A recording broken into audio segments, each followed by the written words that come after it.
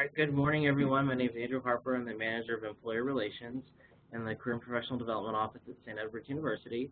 We welcome you to our second day of the online job fair. Today we are very happy to have Brennan with us from Peace Corps. He has been recruiting at St. Edward's now for almost 2 years, or actually a full year and a half. We've actually had some success with students applying and getting selected. And there's a lot to learning about the Peace Corps, the different opportunities, and understanding how to successfully navigate the online application system and how to submit your application. So he will take us through that today. So I'll go ahead and pass it over. As you have questions, please submit them in either the chat or Q&A functions at the top of your screen. And please do to all participants so that way I can ask those questions in just a couple of minutes when he's finished. So I'll go ahead and turn it over. Thank you, Andrew. Hi, everybody. As Andrew mentioned, my name is Brendan Kavanagh. I'm the Peace Corps recruiter for Central Texas, and St. Edward's is one of the schools that I visit often. So if you're joining this information session, you've probably heard something about Peace Corps. Maybe you don't know all the ins and outs or about the application system. Our process and how we place volunteers. So I'll go over all of that, what volunteers do in the field, and how you can apply and how you can make your application stand out. Just a little bit about me before we start. I was a Peace Corps volunteer in Côte d'Ivoire, otherwise known as Ivory Coast in West Africa. I served in a remote village in the northeastern part of the country. If you see Zanzan there, that's the region where I worked. And I did health work. So I was in water and sanitation. I did a lot of health education, focusing mostly on water and sanitation, so water issues, making sure the community had access to clean water, training a well digging team. We built some latrines, built a team to maintain and repair the water pumps where most people got their clean water. So it was an incredible experience, and now I get to share that experience in the work I do now as a recruiter and talk to other folks about opportunities that they can have in the Peace Corps. So just some other photos from my service. That on the top right-hand corner there, that's part of our pre-service training. Of course, I had never built a well before joining Peace Corps. So, what I'll get to later on is one of the benefits is a pre-service training where all volunteers get 3 months of training before they start their service. So we don't expect you to come in with all the skills that you'll need as a Peace Corps volunteer. We're going to train you during pre-service training. And then just a couple other pictures to give you an idea of what a Peace Corps service could be like. And mind you, I served in a remote village, but we have volunteers serving in cities and big towns, small towns, and small villages. So I was in a rural project and therefore in a small village. But you see women getting water from the water pump that you see in the background there. And then on the bottom is me with my community and my host family. So just a little bit about my experience. So Peace Corps, you've heard something about it. It's a national service opportunity. We're a government agency, and we send Americans overseas to help communities that have asked for our help. We work in 6 different program areas, which I'll mention a little bit later on. But really the only requirements to be a Peace Corps volunteer are that you are at least 18 and be a U.S. citizen. Now, each of the positions will have more specific criteria, requirements, and generally it's become competitive enough that without a bachelor's degree, it's hard to get accepted. We do have some folks, a number of people who serve without a degree, and that's usually because they have some significant professional experience. So maybe they've worked on a farm, or they've ran a nonprofit or a small business, things like that. But the minimum requirements are to be 18 and a U.S. citizen.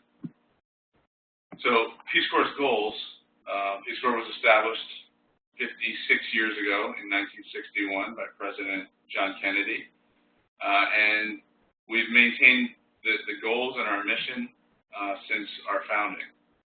So our first goal is to help people overseas with their technical needs. So Americans who are trained and have an interest in going overseas are sent to countries around the world to provide assistance in one of those program areas, which I'll get to as we go forward. And the second two goals are about cultural exchange. We want Americans to have the opportunity to go overseas and learn about another culture, and share our American culture with those host communities. So we're teaching them about what it's like to be an American. You know, most people in the countries where we work, the only thing they know about the United States is maybe about a B movie they saw, you know, on local TV, and that's their impression of the United States. So having a real live American in their community and sharing our culture with that local community gives them a better understanding of who we are. And then our third goal is when volunteers come home, or even while they're serving, helping their friends and family and their social networks understand the cultures of the country where they're serving. So explaining, you know, we have misconceptions about, you know, maybe what Côte d'Ivoire is like and what life is like there. Most of what Americans know about Africa is similarly seen on the news, for example. So I, after having served for 3 years in Ivory Coast, can come home and share what it's really like to live there and explain cultural practices and challenges of day-to-day life there, etc. So Peace Corps, since its founding in 1961, has sent over 200,000 volunteers overseas. We've worked historically in 140 countries. Today, we work in about 60 countries, and we have 7,000 volunteers working in those countries. You can see from the map here, nearly half of our volunteers are in Africa, so that's a place you're interested in going to or are willing to go to. There are going to be plenty of opportunities to serve there. But we also serve in pretty much every other region of the world. Asia, Eastern Europe, Pacific Islands, North Africa, Caribbean, and Latin America. And you have some say in the country where you serve. So you'll have the opportunity to apply to a specific country, or you can also be flexible and say that you're willing to serve in multiple countries or any country where Peace Corps can use you. And I'll cover that further in the application process. But that's a recent change that we made a couple years ago. When I served, I didn't have much say in where I was posted. I was happy to go to Côte d'Ivoire, but I didn't have much say in that. And a couple years ago, we changed the process so applicants can now let us know their preference, and if it's a good fit, that's where we're going to want to send them. So in terms of the work that volunteers do, we work in 6 program areas. Education is, these are listed here, not in the size of the program.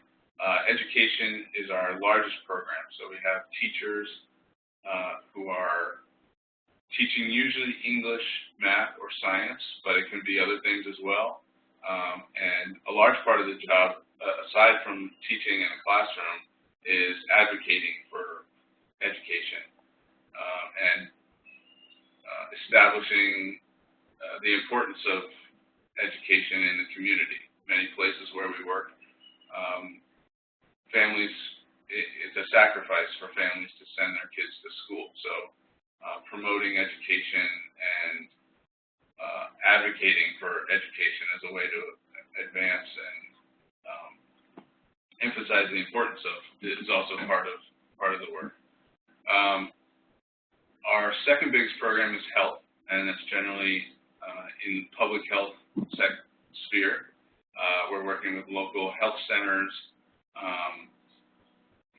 organizing vaccine campaigns, for example, doing a lot of health education, so similar to the work I did, teaching the community about things like malaria and HIV, which were prevalent in the community. And speaking from my experience, not many people had been to school, so they knew that these health risks were present in their community, but they didn't understand how they were contracted or how they can protect themselves. So a lot of that work is health education, but also working in distributing bed nets, for example, or doing nutrition work and weighing children to make sure that their growth is on track, and helping families find ways to have a balanced and nutritious diet.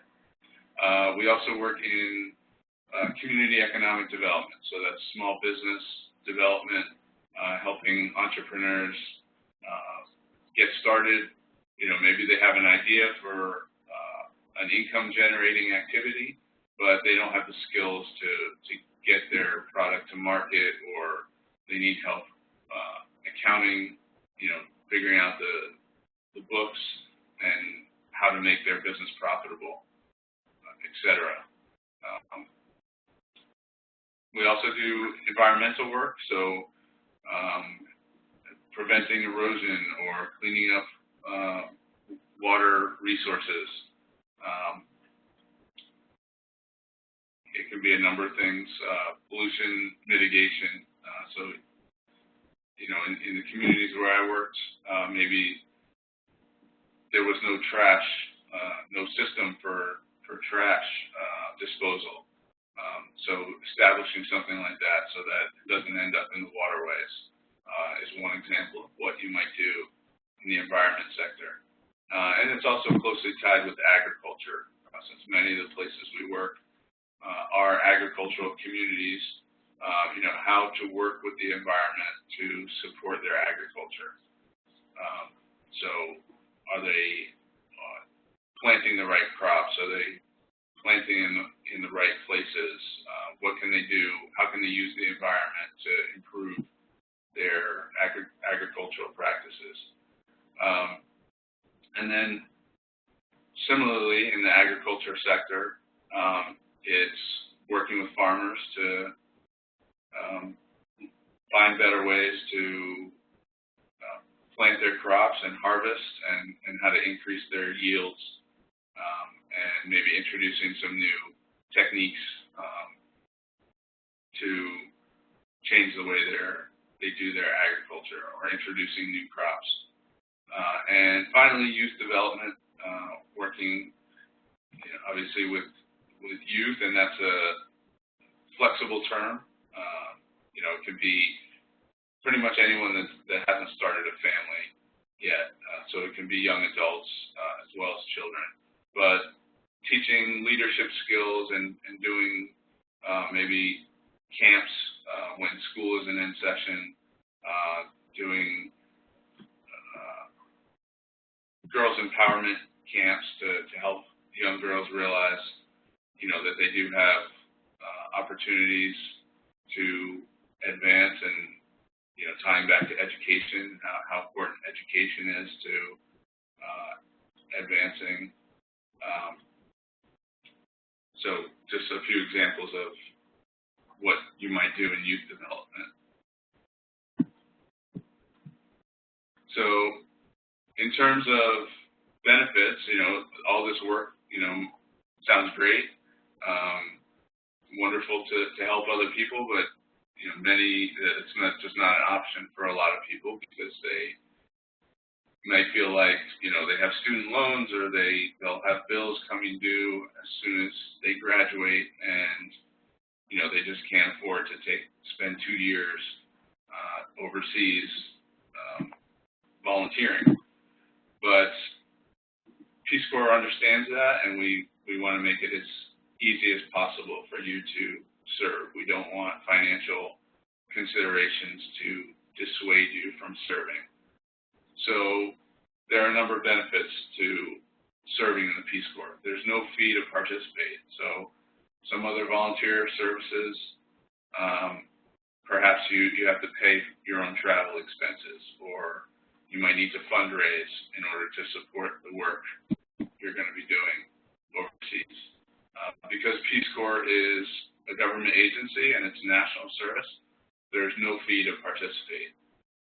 And in fact, we're going to cover all of your costs. So your travel to and from the country is covered. As I mentioned earlier, your first 3 months when you arrive in country will be spent in training, what we call pre-service training, so that you learn the local language, the culture, and learn about the work you're going to be doing. So I never built a well until I went to pre-service training. So you're going to learn all about the work you're going to be doing. We don't expect you to come in with those skills. So we'll train you before you start. When you become a volunteer, you're going to get housing, local salary, you'll get health care, which is completely the responsibility of Peace Corps, so we're going to take good care of you while you're serving, because you probably will get sick, but Peace Corps is going to cover all your medical concerns and costs. Let's see, you also get vacation time. So a lot of concern of many people is that, it's daunting to think that they'll go overseas for 2 years and not see their friends and family or be able to come home. With 48 days of vacation, you can use that however you like. You can accrue it so that if you want to take a trip home for a week or two, you can do that. I used my vacation time to travel within the country and to visit neighboring countries, but that vacation time is yours to do as you like. The costs of travel would be your own, but the time off is yours to use as you like. And we can also help with student loans while you're serving. So especially government loans, those can certainly be deferred while you're serving. Some loans can even be partially forgiven. So Perkins loans, for example, can be forgiven up to 70%. And even private loans, often Peace Corps is considered a public service, so private lenders aren't going to expect repayment until after your service. And if your loan is income-based, then you will be getting a local salary, but it won't be very much, so you'll be considered to be making next to nothing in American terms, but local salary goes quite far in the countries where we serve. So I believe that covers the benefits during service. There are also benefits once you complete your service. So we have probably the main one that sticks out to folks is that we have a readjustment allowance. So once you complete service, we send you home with close to $9,000. so that you have something in your pocket when you come home, and that helps you get settled back in until you get something else established, whether it's going to graduate school or getting another job, or many people use it to travel. We also have a graduate program in which we partner with schools across the country, and those schools set aside scholarship money that's uniquely for returned Peace Corps volunteers. So each school offers different benefits, but there's a list of those on our website. It's called the Kavanagh Fellows Program, and you can see a full list of the schools we partner with and the benefits that they offer on our website. And additionally, a great thing about that benefit is that it doesn't expire. So you can use it immediately after Peace Corps if you like, or you can wait a year, 5 years, 10 years. You can use it at any time. It doesn't expire. We also, because we're a government agency, Peace Corps service will earn you a year of non-competitive eligibility for government positions. So this is a way to facilitate entry into the federal government. Agencies can set aside positions as non-competitive, so they're only open to government employees and not the general public. So as a returned Peace Corps volunteer, you would basically have government employee status for a year after you return.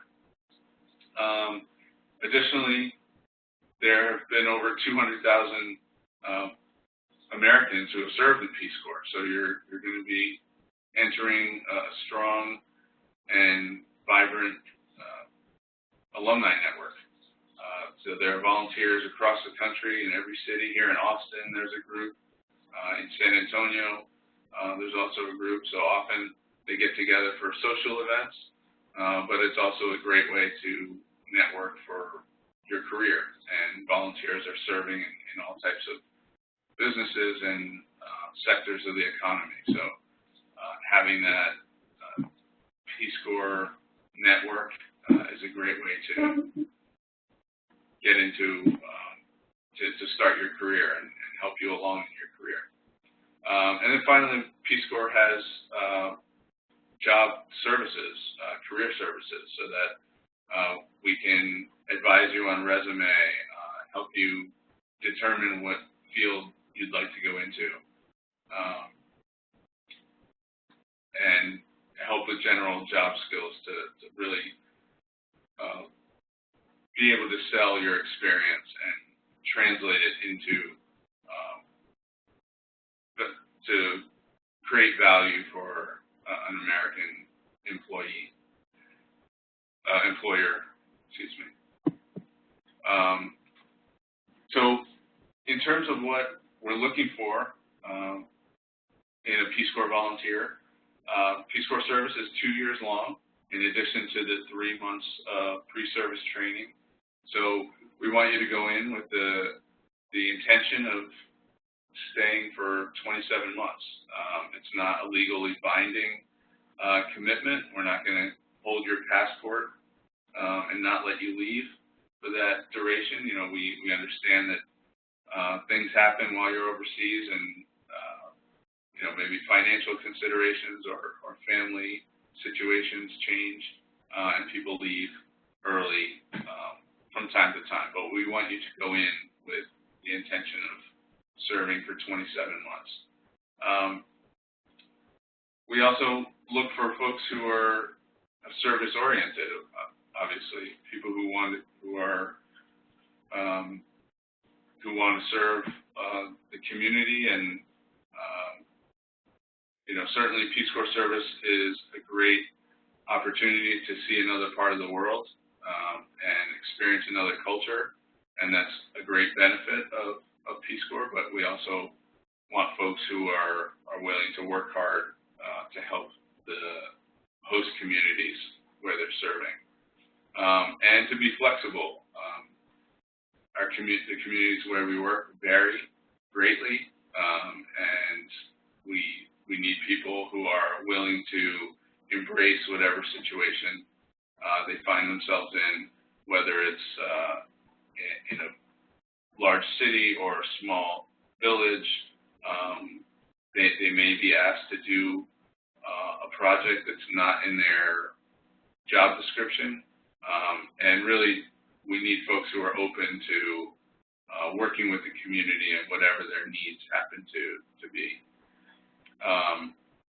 To be a volunteer, you don't need a specific degree or technical experience. It can be helpful in certain positions.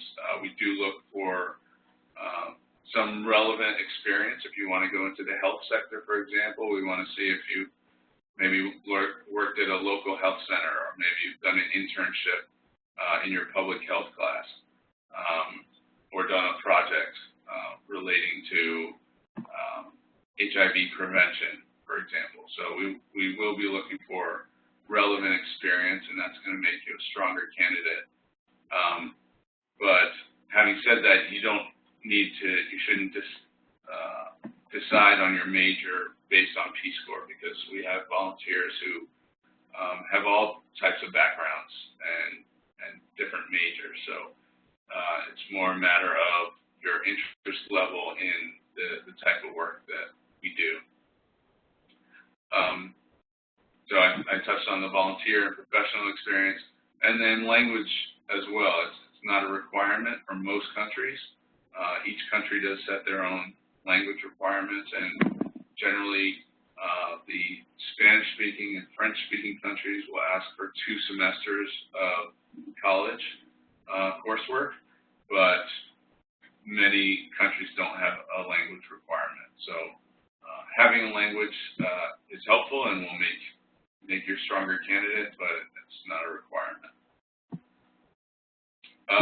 So in terms of, if Peace Corps sounds like it would be a good fit for you, you're still on this information session, it sounds like Peace Corps could be a good fit.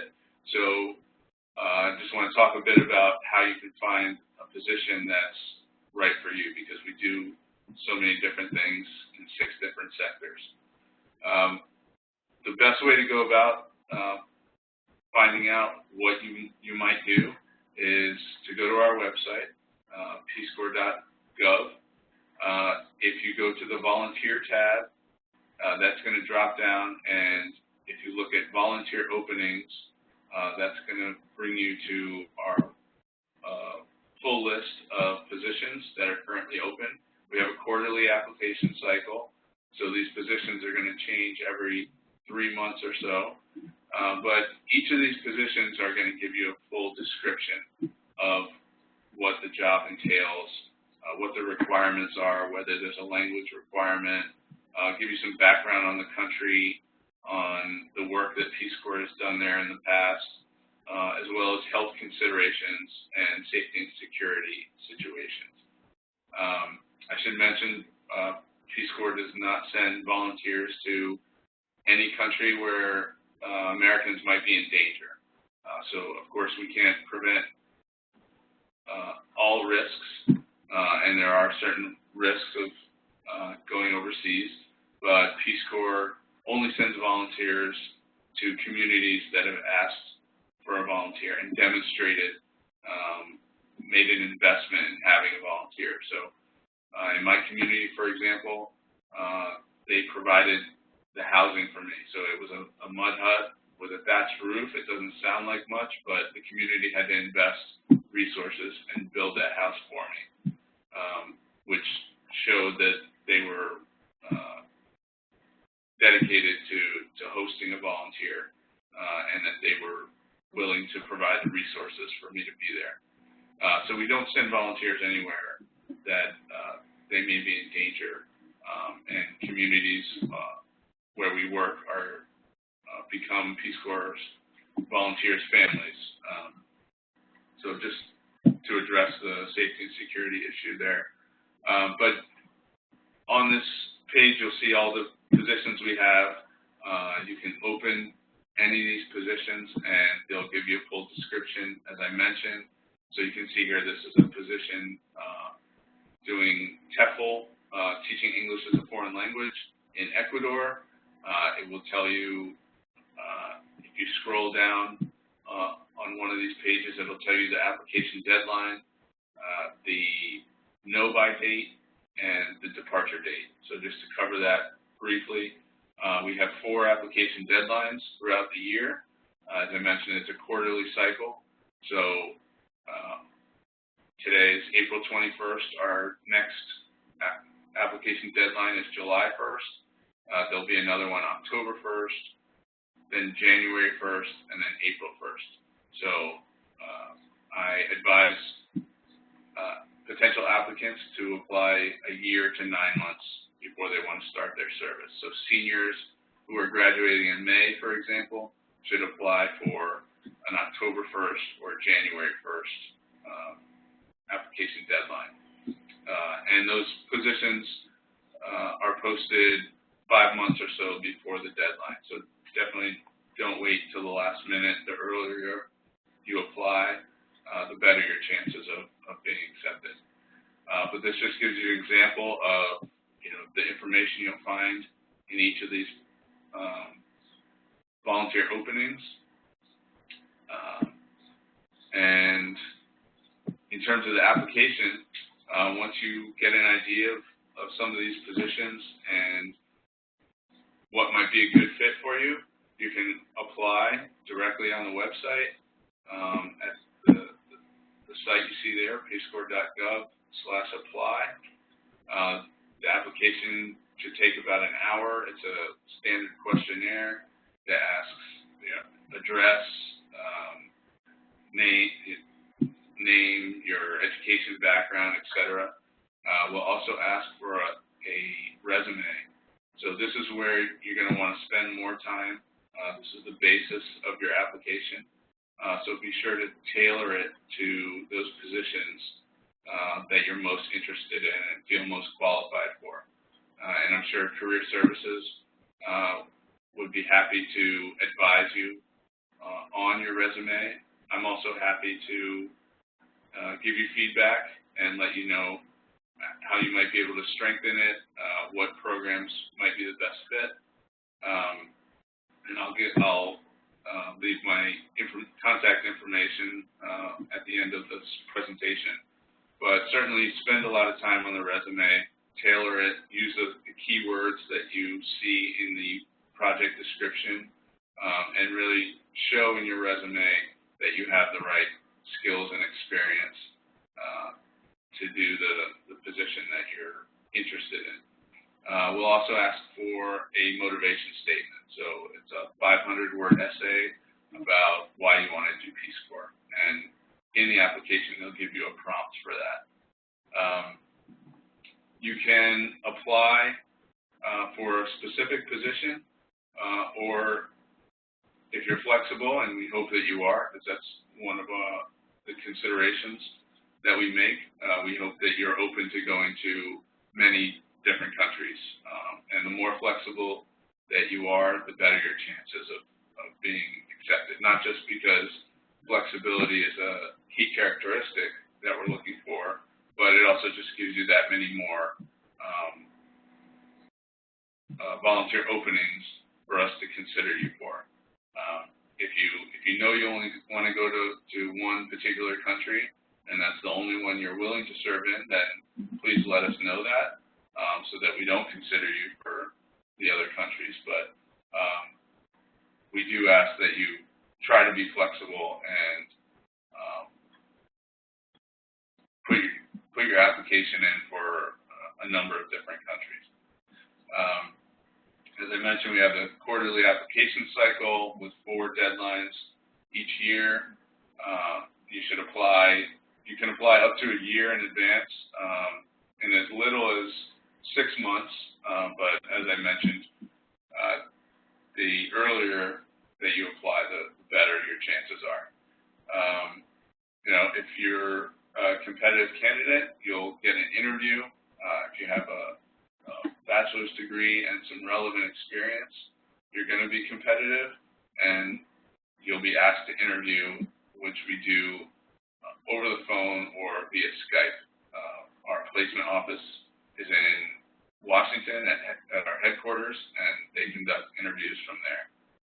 Once you get an invitation, you'll have to get legal and medical clearance to be sure you can serve overseas, and Peace Corps will walk you through that. So in terms of the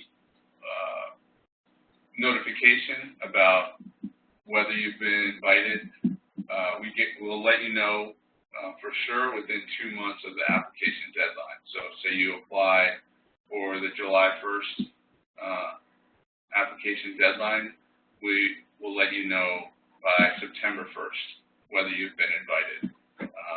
And you'll know before the interview what country you're being considered for and which program. So you'll have a chance to prepare, do some homework on the country and the program, and hopefully even do a mock interview to prepare. And generally, the interview is behavioral, so it'll be questions about describing, challenges that you've overcome or experienced in another culture or overcoming a cultural barrier, things like that. So that covers the application. And then just to let you know, if you want to get more information, of course, our website is peacecorps.gov, but I'm the recruiter based in Austin, and I'm happy to come to campus. I can also meet by phone. You see my email there, so feel free to contact me, and we can talk about programs that would be a good fit, how to make your application the most competitive it can be, and then lots of other resources on social media to learn more. And I can also put you in touch with other return volunteers if you have an interest, for example, in learning about a specific country. There are several return volunteers who would be more than happy to speak with you. So that covers Peace Corps in a nutshell, and I'm happy to take any questions if there are any. Thank you. Can you talk a little bit more about the motivational statement in the application process? Be happy to. So in the application, there's a prompt for writing a 500-word essay. I believe the question is, why you want to do Peace Corps, what's your motivation for doing it, and also touching on how you expect to face the challenges of Peace Corps. We want to assess how you're going to handle stress, how you're going to handle being far from home in a new community, in a different culture. So we're not looking for, florid language. It can be straightforward. It is somewhat to assess your writing ability, but mostly just to get an idea of what's driving you to join Peace Corps. Why do you want to go overseas? Is it, are you hoping to be a tourist for 2 years and go visit the beaches and tourist sites, or are you willing to work in a community, maybe be isolated, deal with some discomfort, live simply, and serve a community? So mostly it's a way for us to gauge your commitment. For good students who would have probably made good Peace Corps volunteers, but perhaps didn't move through the application process because of that motivational statement, what are some common mistakes or how they presented themselves that might have prevented them from moving along? In the motivation statement? Yes. Mm-hmm. I don't think that you can make up a motivation statement. You know, it needs to be sincere, and it should come from relevant experiences. So maybe if someone wasn't invited, they should consider getting some more volunteer experience or some more experience in a multicultural setting, and then use that experience, incorporate that experience into their motivational statement about, you know, maybe their first time studying abroad, for example, they faced the challenge of integrating into the community. So being able to use that experience and talk about the challenge of that and how that has informed them, what they learned from that experience, and that they're willing to continue with learning about other cultures, and excited about the challenge of Peace Corps, how they can do that in Peace Corps. Okay. And my final question that we have is the interview over the phone, or is it virtual like this? So it's an option. You can do either.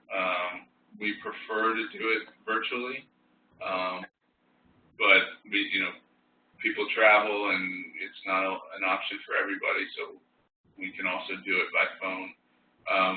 But even though it's virtual or over the phone, folks should still take it seriously. It should be a job interview. They should be in a quiet setting. They should be, if it's virtual, be presentable and treat it as a job interview. Okay. And just as a reminder to students, we do have a Skype LinkedIn room, so we certainly can set all that up for you, and if you need to do the interview here, away from perhaps a noisy residence hall or somewhere else that you just don't think you're going to be able to focus. So I think those are all of our questions. Thank you so much for presenting to us today.